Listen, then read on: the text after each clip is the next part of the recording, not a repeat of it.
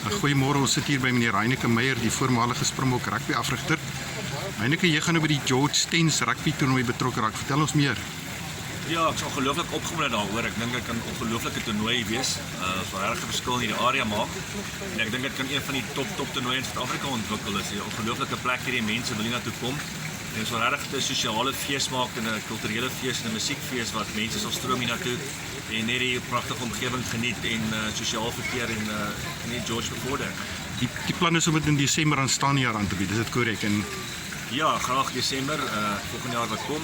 Ek dink dit is 'n great tyd want almal wil hiernatoe kom en net so voor die begin van die vakansie en hopelik kan mense langer bly en die natuur skoon en die ongelooflike strande en goed hier besoek en hier so baie om te doen. Ons wil regtig 'n groot sosiale event daarvan maak wat mense kan uitsien en reeds insirkel op die kalender in die begin van die jaar.